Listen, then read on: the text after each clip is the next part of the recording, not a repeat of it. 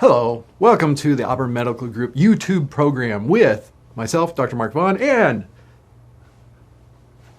well, we have Patricia, and we have, I don't know what the name of this guy is. We haven't named him yet. And normally Dr. Gawain would be sitting in the honored chair, the pilot seat here.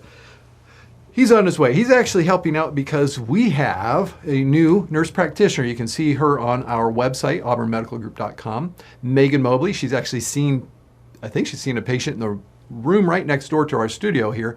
And somebody has to supervise her because we don't have all of the stuff set up on the computer yet, so she can't get into her own account on the computer. So we are having to drop in and say hi to our patient. So that's what Dr. Gawain is doing right now. He will be here shortly to speak about strep throat.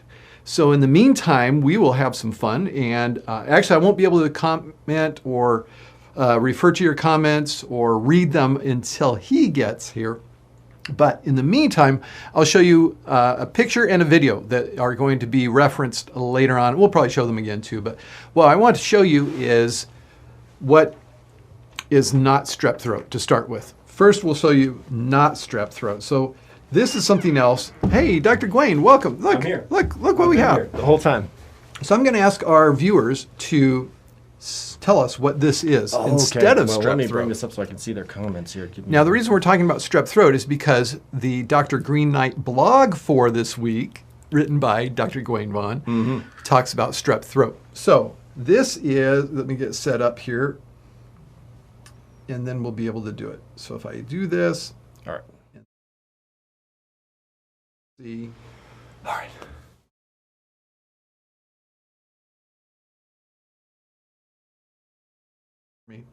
Okay, yes, now you can hear us.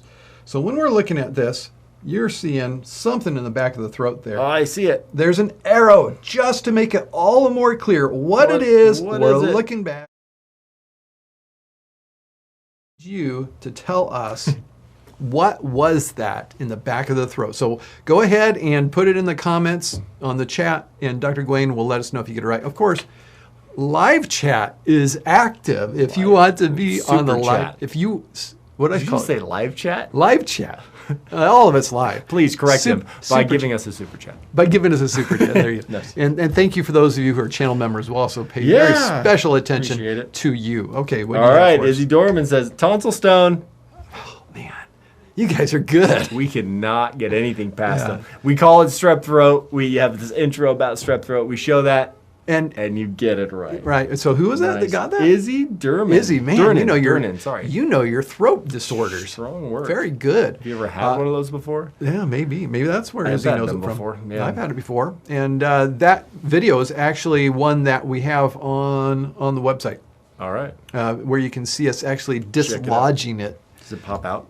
Yeah. That's always fun. Yeah, they do pop out. That's a pop. You know, people who like the pops on the internet, that's one. So what else do we have as far as people greeting us and channel members we need to acknowledge? Actually, Brio, Kristen. Brio and Kristen, thank you. Yeah. Thank you for chatting and joining us here. We're missing out on all our channel members. Don't know where they are today. So. It's because the chair was empty. They just left. The pilot seat was unoccupied. It's our... I explained what you were doing, though. I told them that you were with Megan and that Megan's not on the computer yet, so that you have to... I was actually with Rena. Okay. our other clinician. So very good. But I told him to go look at the website and see Megan. So Brio, the one who just had 3 knee infections, says every single one was an infection with strep. Now, okay, let's talk about that. Yeah, because it may not have been GABHS or strep viridis. Group A strep. Group A beta hemolytic strep. GBS or Group B strep, which is the one they search for when you're pregnant. So when you're saying strep, that's short for streptococcus. Streptococcus. And then there's a name after that for strep pharyngitis. It's pyogenes. That's a stripe. Pyogenes. Pyogenes. I don't know. I always was told that. Okay. I guess there. We went to medical schools in different parts of the country, so we will actually pronounce some words differently. Yeah. So that's the one that gives you strep throat. Okay. Pyogenes, I'll say it like you. Which is Group A beta hemolytic strep. Yes. Streptococcus. And there are other types that can infect skin and joints and the heart, aside from strep pyogenes, which can also do that. later on in the disease process, which we can talk about. So. Okay. So when we talk about Streptococcus, that is a type of bacteria commonly found in mucous membranes and on the skin too. Mm-hmm. Yeah. Another one that you may have heard colonizer. of. Yeah. Some you may have heard of also that are on the skin. Staphylococcus, or staph infection, is another bacteria that is normally on our skin and in mucous membranes, nose and such. Yep. And there's various staph species. Staph is the genus. There's Staph aureus and epidermidis. Staph epidermidis, which is usually not a problem. That's on the skin. Staph aureus can be a problem if it is resistant to bacteria. Well, it can be a problem if you get infected with it somewhere. Yeah, if it gets inside your body and not just on your skin, it can be an issue. It's the one that's known as the MRSA, multiple resistant Staphylococcus aureus. That's the one that's resistant to methicillin and other penicillins. So you have to use alternate antibiotics. And strep, when it comes to antibiotics for strep, well, we don't have to jump right into that. Was there something you wanted to say before we talk about treatment? No. Okay. We can start wherever you want. All right. Tell us about treatment. Treatment. So strep is actually very easy to treat because it responds to the basic penicillin. All strep, or just the strep we're talking about? All strep responds to penicillin. All strep? Yeah. Wow. Mm-hmm. That's yeah. Strep doesn't pretty really easy to have the knock out. resistance profile that that staph does. So that's why there are different antibiotics that penetrate different areas. So when it's in the skin, we'll actually not use a penicillin, but a penicillin cousin named Keflex. now why? If strep's so easy to treat, why are with penicillin? It's just the penetration on the to certain areas of the body. I think that's why. That's what I was talking about. Maybe because there's more than just strep on the body too. Maybe that's part of it. Yeah. If you don't, if you didn't culture coverage, it. right? Okay, that's what I was trying to get you to say. Trying to get me to say. Trying to pull it out of you. Why? What? Why? Why? Why is it we're not using penicillin on these skin infections? Okay, so you said why? Hold on. Two reasons.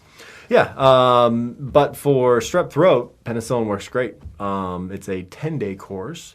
Mm-hmm. And you can do penicillin, but often we do amoxicillin just because that's easier. It's twice a day versus 4 times a day. Yeah, that's treatment. So why treat?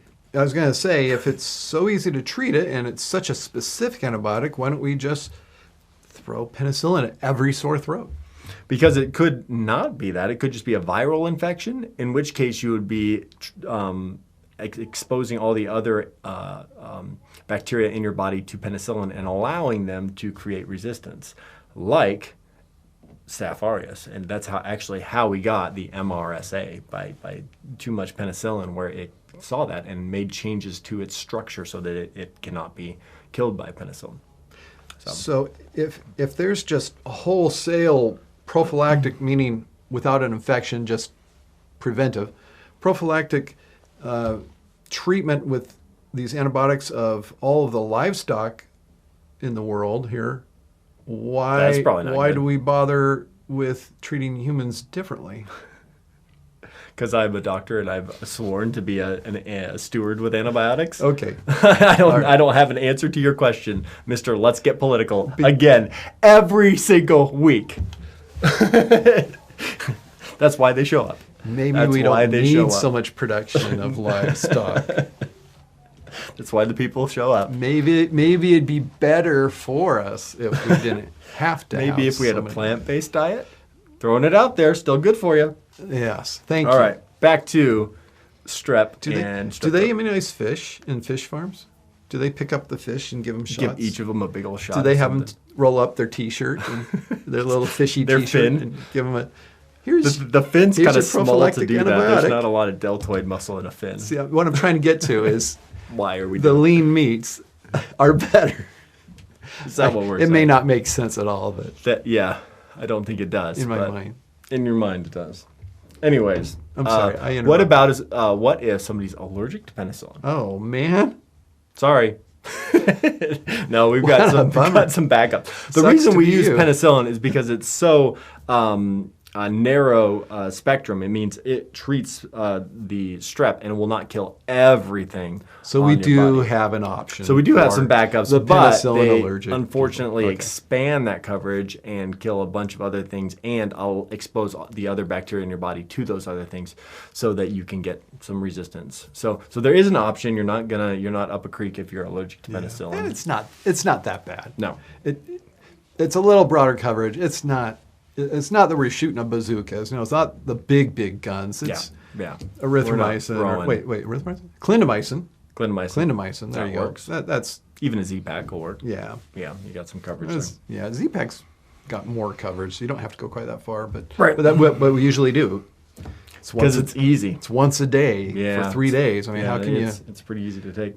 When one of our problems is patients not totally taking the medicine as prescribed because they were away from the house. They didn't get the dose in the middle of the day, so they only got 2 that day instead of 4 or 3. Yep. So when we can give somebody an antibiotic, they only have to take once a day, and at that only for 3 days. That is That means you're treating them increases instead of not the treating them. adherence Yeah. a lot. And we know that most prescriptions are not fully taken as they were prescribed. Yeah. Right. And it increases the chance for problems. Right. Somebody asked a question. I was told years ago that I'm a strep carrier. Is that possible? Aren't we all? Yeah, but some people can be strep carriers actually in their pharynx, in Yeah. their throat, this where if you type we culture talked them, about. it will come back positive, even if they don't have strep throat, like an infection with strep. So what do we do with? I think we should put them all in special camps. What? We should gather them up and put them in these camps where they can live without infecting the rest of the people. Yeah. The problem is when you are a carrier, you can't do can that? still give it to somebody else. Oh, okay. That's what we're saying. They did have Oh, I didn't- I'm sorry. leprosy? Is that where you're going with this? I'm sorry, I didn't explain myself fully. Splain better. Mansplain me this one. Okay. That way more people will understand it. I don't know. Oh, we're getting in so much trouble here. Yeah. Okay. Yes, it's possible to be a strep carrier. Okay. So we're not going to round them up. So no. Let's go back to. I'm probably a carrier. Who knows? Diagnosis. I've had it more than 3 times. I had it 3 times in a year when I was first in attending. Wow. It was horrible. It just kept. So you're getting it. exposed to it a lot clinically. So Yeah. And I haven't had it in probably since I've been here. So. Well, you're old now, Yeah. and old people just don't get it as much. Well, there you go. So, hey, who is at risk of having strep? So it's young kids usually. Age 3 to 14 actually is the most at risk, and then young adults, teenagers, young adults going up into there are kind of a little more than older folks. Not so much. You don't really see it, and fortunately, you don't really see it in babies. So up until age 2, 3, it's not really a diagnosis. So we don't really worry about it or even test for it in the really young. So. We really haven't talked about why we're treating it in the first place. Sure. So why treat strep? Your body Why? actually will clear strep on its own, kind of. Your symptoms will go away. But if it's not treated effectively, there are some things that can happen down the line that can be dangerous. So one of them is, scarlet fever is Scarlet fever is not dangerous, but it's a late sign of it where you get this red sandpaper rash over your torso. Does it feel like sandpaper? It does. It's kind of rough. Okay. And got rough fingers apparently. I don't know if the mic picked that Been sound working. up. It sounded like sandpaper. Yeah, because my fingers are all rough from doing woodworking. You're a real man. Using sandpaper. So you can get that's a late manifestation. If you get to that point, then definitely you want to treat with antibiotics to catch that and treat it. But if it goes untreated, it can move to other parts of the body. It can infect the heart. It can affect the that sounds bad. kidneys. Post-streptococcal glomerulonephritis is the fancy name for that. You can get arthritis. Yeah. You can get rheumatic fever, which affects the heart, like I said, and joints. Heart valves. Heart, joints, and what's the It's other actually one? an Rheumatic infection fever. inside of the heart. Yeah, which Damaging the is valves. bad. You can have valve failure as a result. That of is it. bad. And And that doesn't that- fix itself. Yeah, that turns into heart failure. Yeah. So, yeah. All right, you convinced me. We should treat it. Yeah. So I think I hit all the high points. So how do we tell who to treat versus who not to So treat. if somebody comes into your office, there's a lot of things that can cause a sore throat. Even upper respiratory infections, the common cold can cause a sore throat. So we use some very basic criteria that can tell us whether the odds are higher or lower that this is strep throat. And there's 5 things. When somebody comes in, we make sure we check all these things, and then they get a point for each one. And then we add up the points, and then based on that score, it will tell us what to do and the likelihood of having strep throat. So one of them is age, as we talked about earlier. If you are age 3 to 14, you get an extra point. So that's one. Another one is swollen tonsils on the back of your throat and or white pus pockets. Exudates is a fancy term for that on the tonsils. Swollen tender lymph nodes on the neck is another one. Lack of a cough or runny nose. So you get a point for not having having it, because if you do have that makes it more likely that it's a common cold and the virus. And then fever. You get a point for that. So that's 5 points. So if you just have 1 or 0 or 1 point, very unlikely that this is strep throat. Yeah. Don't even test for it. It's a virus. The odds are very low. I think it's less than 5%. 2 to 3 points, you should test. And a rapid strep test is a good test for that. So rapid strep just being the one in the doctor's office? That's one in the doctor's office, which has a high specificity but low sensitivity, meaning if it's positive, you're pretty confident that it is strep throat. But if it's negative, it could still be strep throat. And if that's the case, some doctors will treat based on symptoms. Other ones will actually get a culture, and cultures they'll 100% tell, but it takes like 3 days. So often you'll start them on antibiotics in the meantime.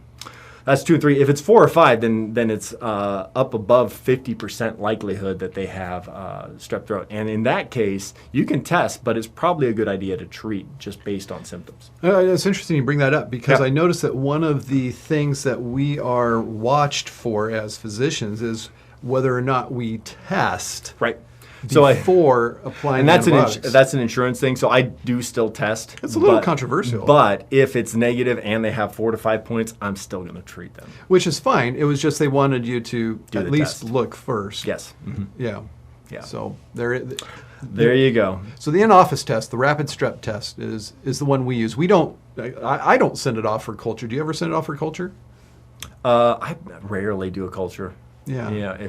Because if you have a degree of suspicion that you really think it's strep beyond, even though the test was negative in the office, you're going to wait 2 days and then call the patient up and say, okay, now that you've been with this illness for 2 more days and the chance of me making a difference has been reduced, I don't know how much. Because your symptoms are already going to be probably getting better just on your own, or it's progressing to something else. But it's still worth treating. Yeah. So we just start the treatment off quick. Let's get a jump off it.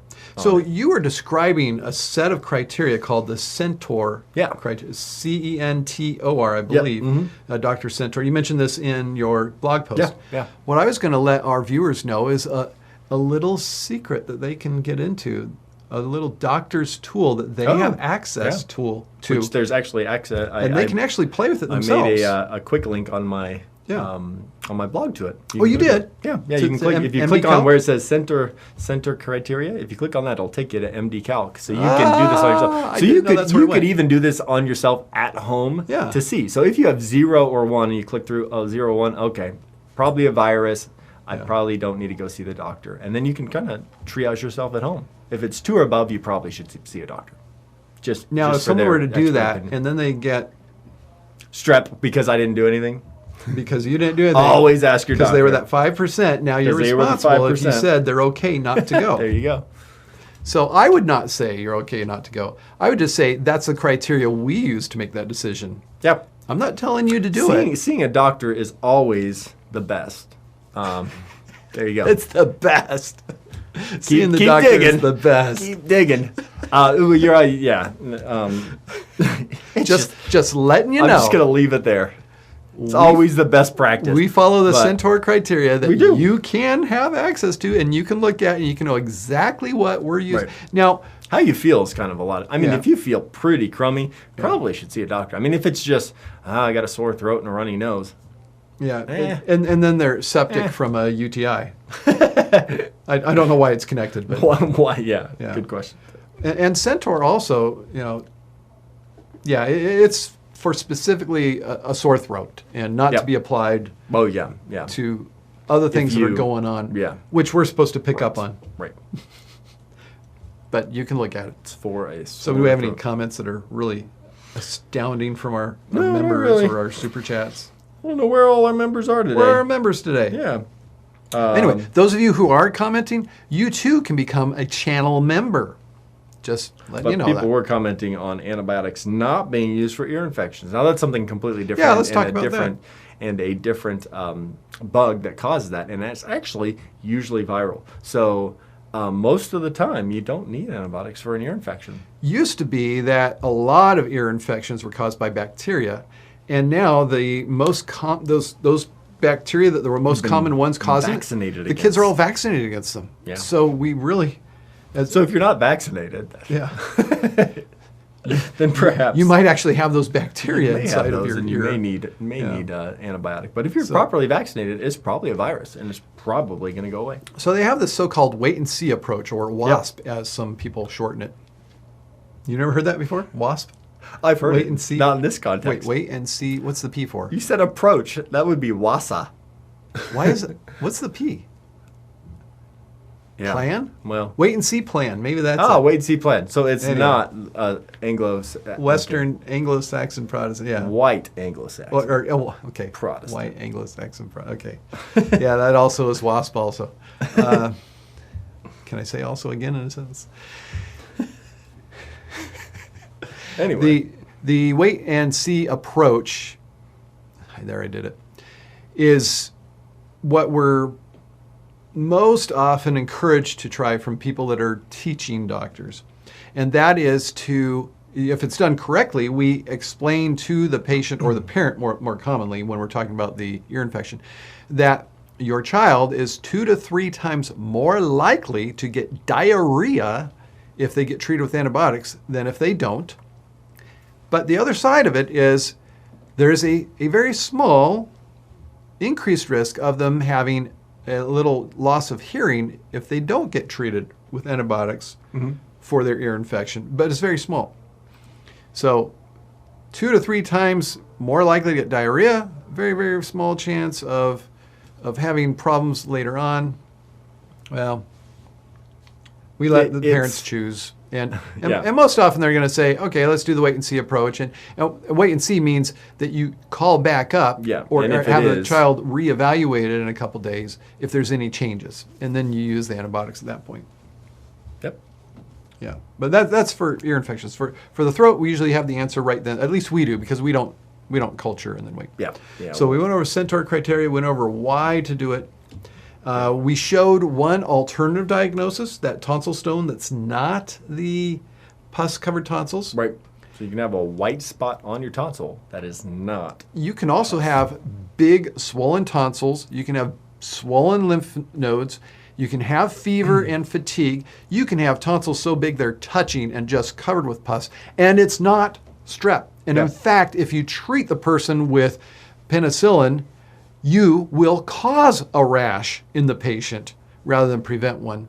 And not because they're allergic to penicillin, but because of what they actually have. What would that be? Mono. Mono. Yeah. Mononucleosis, Can have the a lot of Epstein-Barr virus. same symptoms, but you're super tired. Yeah. And I think it also usually has the petichiae on the palate. Right. Yeah. Why don't we show a picture? Do we have a picture of that? Do we have a picture? Are you so excited? Do we have a picture for you? Okay. So if we were to show a picture, Let's it would look take a look. something like this.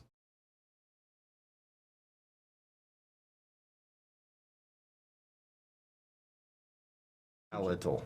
That's how I Palatal would say it. petechiae. That's what we're looking at there. Palatal The soft petechiae. palate, which is the back part that Yeah, moves. that's right. You see those little red dots. Those are called petechiae, which are little hemorrhagic spots. Yeah, lack little of a- hemorrhages. Lack of a better term. Yeah. And that's from that infection, Yeah, from the strep infection. Not the prettiest thing to look at. Yeah, though, that is That's, an angry-looking throat. there. That's an angry looking throat. But thank you for enduring that for us. I know you guys You put watch them it through a for lot. this. They watch it for the visuals. That's Hey, why they somebody come to our answered channel. mono. Good job, Izzy. Oh, somebody got it. Strong work. She's the one that answered the... Is she actually a doctor? I don't know. Izzy knows a lot. I think she's the one that answered the tonsillar strep. Is he usually short for... Isabel? Or... Let us know. Or Israel? is... Okay. There's another one, though. What is Izzy short for? Is... Sorry, I presume. I've got a niece named Izzy, so I guess that makes me presume. Izzard? Maybe I'm thinking Iggy, which is short for Ignatius. Okay. Yeah. Somebody asked about she abscesses. Oh, strep abscess. Like a stress abscess or Like a a paratonsillar abscess. Paratonsillar or a pharyngeal? That's a bigger deal. Posterior-pharyngeal? And actually, when you look at the back of the throat, the palate is kind of dipped down on one side. And the uvula, that little dangly thing, is pointing off to the side, so you can see Away this from it. big, because there's this big infection right behind it. Midline shift. Yeah. Which- Isabel, I was right. Oh, you were okay. I win. All right. Anything else you want to make sure you say before the end of the show? Thank you to my patrons, Boo Boo Kitty and Teresa Roa. Thank you. Yes. To make this happen. And Appreciate also it. thank you to Lindsay Entwine. Yeah. And Check out the blog. Subscribe. Appreciate that's it. right. DrGreenKnight.com. Yeah. One post a week on Mondays. I And you'll promise no learn more something about than medicine. That's right. that. Did I say I And- promise no more than that? Yeah, pretty much. I promise no more than that. Have you ever I done- will only work once a week. Have you ever done more than one? Just kidding. I actually work a lot more than that to make those posts, but. Yes, you do. It does a good job. I think once I did 2 posts where there were it was just a really high yield medical a news week. There were a bunch of things, so there were a couple of short ones that I did. Okay. So until next time, Yeah, Dr. Gawain Vaughn. Dr. Mark Vaughn telling you to stay in good health. See ya.